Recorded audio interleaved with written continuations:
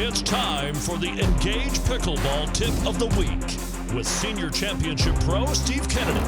Hi, this is Steve Kennedy with the Tip of the Week, and today we want to talk about that underutilized shot or strategy of when you're going to poach.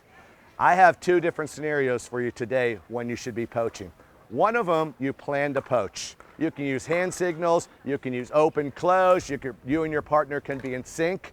So basically, most pro players or most high-level players are either using closed hand or open hand. It looks something like this or like this.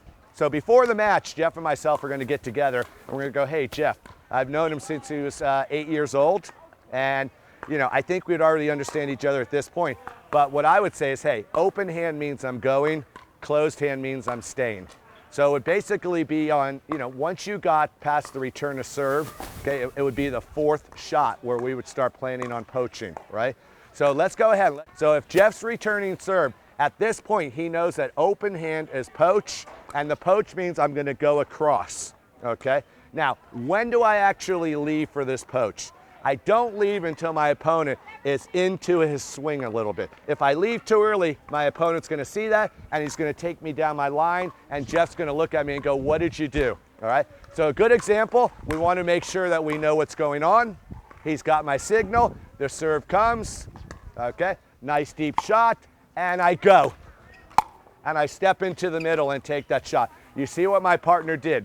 We've pre-planned it, he knows where he's going, and I'm committed to going across, okay? So that's planning your poach ahead of time. Now, the other option is that we made a closed hand signal, right? And I might have went a little bit rogue, but I recognize that Jeff's return is exceptionally good, and that his opponent is having to back up on the shots. At that point, I would say to myself, hey, let's try to take an advantage. Okay, so let's give an idea of that. So I'm ready, I'm up on my toes, the return's really big, I come across, and I'm able to poach on that ball because my partner set me up. We didn't plan it, but the return was so strong that I start going into an offensive mind position. Okay, if that return was to be shorter, I wouldn't go ahead and take the liberties of poaching. I'd probably stay home and just let the point progress as it's gonna happen.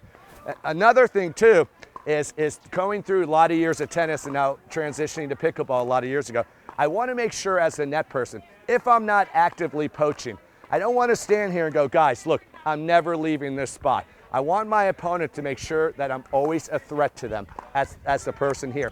So when they get that third shot, I want to have that little bit of movement. I want to play this little cat and mouse game. So I don't want to be a distraction because look, we're all trying to be polite, right? But what I want them to know in a tournament is that anything he hits, he's not safe. I might fake, I might go, however that might work. So whether you fake it, whether you plan it, or whether you recognize that your partner has hit a fabulous shot, there's a couple different ways that you're gonna learn to poach.